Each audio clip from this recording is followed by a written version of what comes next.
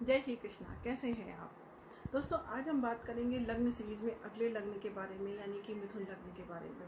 अगर आपके date of आपके जो हॉरोस्कोप चार्ट है उसके फर्स्ट हाउस में 3 नंबर लिखा हुआ है, वहाँ पर कौन सी राशि नंबर और कौन कौन से ग्रह बैठे हैं उनकी बात नहीं हो रही है। बात हो रही है कि अगर आपके वहाँ पर पहले चार्ट में का जो पहला घर होता है लग्न चार्ट में, उसमें अगर 3 नंबर लिखा हुआ है तो आपका जो लग्न बनता है वो बनता है मिथुन लग्न।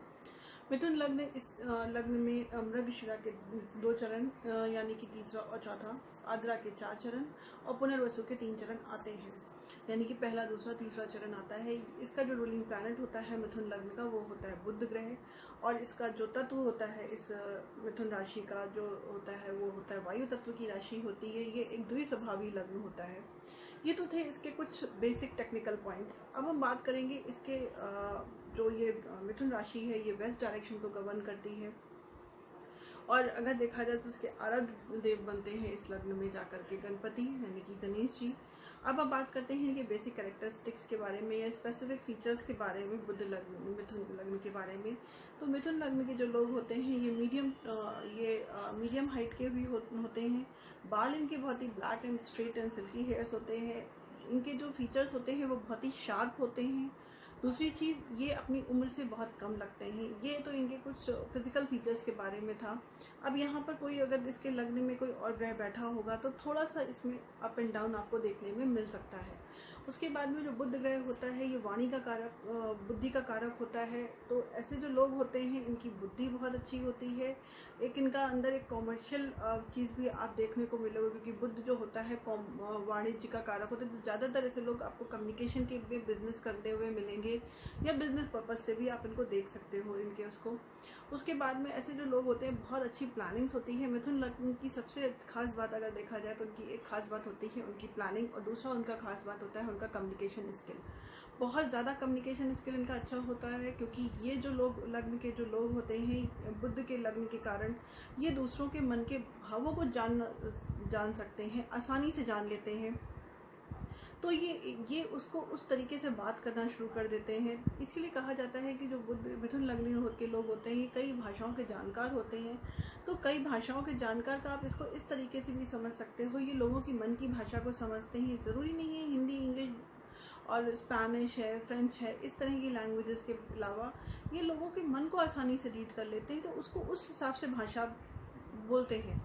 कभी कभी क्या होता है कि इनके जो सेकंड हाउस में जो आती है चंद्रमा की राशि आती है, तो चंद्रमा एक इमोशनल प्लैनेट होता है, इमोशनली कनेक्ट होता है। तो जब ये लोग बात करते हैं तो ये बहुत ज़्यादा इमोशनली कनेक्ट हो जाते हैं इन लोगों के साथ में।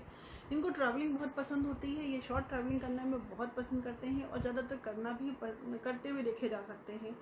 उसके बाद में अगर इनकी स्टडीज़ की बात करें तो चूँकि बिकॉज यहाँ पे इनके 4th हाउस में अगेन बुध की राशि यानी कि कन्या राशि आती है। कन्या राशि जो होती है वो डिटेल ओरिएंटेड चीज़ों को गवर्न करती है।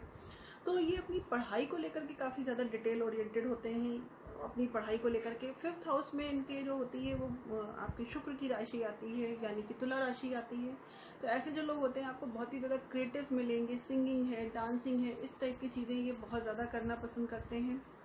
क्रिएटिविटी है। इसके साथ में आप कभी कभी ऐसे भी देखोगे कि जो ये अपने वर्क एनवायरनमेंट में भी अपनी क्रिएटिविटी को या अपनी हॉबी को भूलते नहीं हैं, उसको कंटिन्यू करते हैं, चाहे वो स्पोर्ट्स के रूप में हो, चाहे वो म्यूज़िक के रूप में हो। जब भी कभी इनको ऑफिस में कोई ऐसी अपॉर्चुनिटी मिलेगी तो ये तुरंत उस चीज़ों को आगे लेकर के आएंगे। इसके बाद में अगर हम इनके 6th हाउस को देखें तो 6th हाउस में यहाँ पर स्कॉर्पियो आती है, यानी कि वृश्चिक राशि। ये भी एक जल तत्व की राशि आती है। तो इनको अपनी डेली वर्क को लेकर के बहुत ज़्यादा आप कह सकते हो कि काफ़ी पैशनेट होते हैं।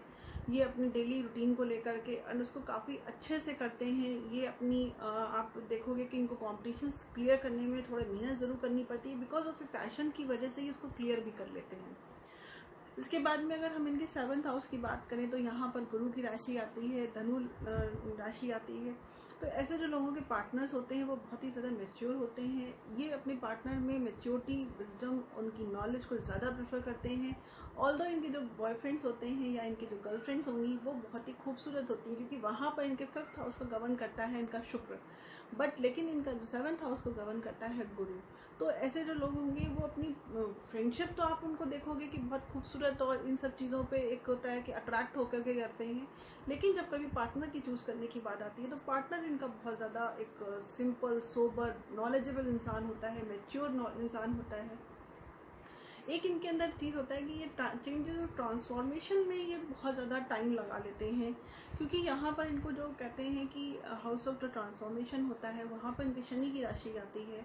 तो शनि की राशि आने की वजह से क्या होता है कि ये बहुत ही डिले करते हैं, जल्दी से चेंजेस एक्सेप्ट नहीं करते हैं, और यह करने के लिए इनको बहुत ही वक्त चाहिए होता है। और अगर हम इनके रिलीजियंस की या इनके धर्म की बात करें तो बिकॉज इनके 9th हाउस में यहाँ पर भी अगेन शनि की राशि आती है, लेकिन गुरु इसका कारक माना जाता है 9th हाउस का। तो वहाँ पर होता है कि ये अपने धर्म को लेकर के या अपने स्पिरिचुअलिज्म को लेकर के बहुत ज़्यादा कमिटेड होते हैं।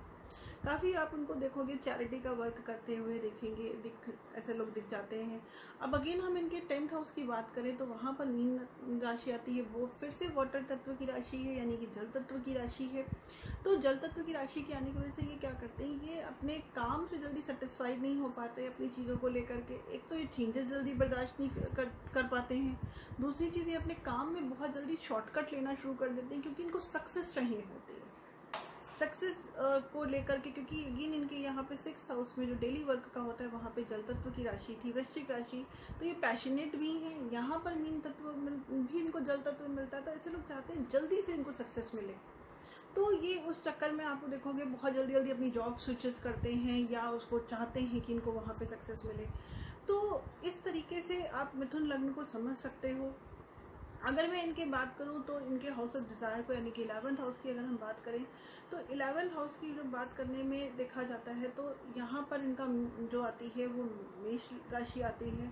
तो इनको अपनी डिज़ायर्स पूरी करने के लिए बहुत ज़्यादा एफर्ट्स करने पड़ते हैं, और इनफैक्ट काफ़ी एफर्ट्स करते हैं अपनी डिज़ायर्स को पूरी करने के लिए।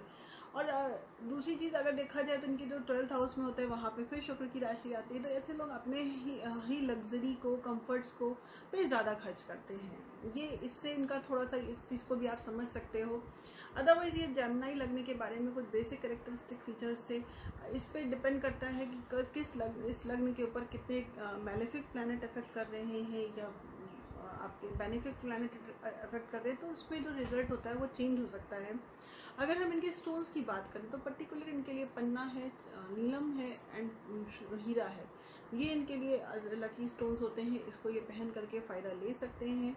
गणपति की पूजा करें, ये इनके लिए ज़्यादा अच्छा माना जाता है। मगर ये जो स्टोन्स हैं ये किसी अच्छे से कंसल्ट करने के बाद ही ये पहने तो इनके लिए ज़्यादा सूटेबल रहेगा। आज के लिए बस इतना ही, मिलते हैं अगली बार। Thank you.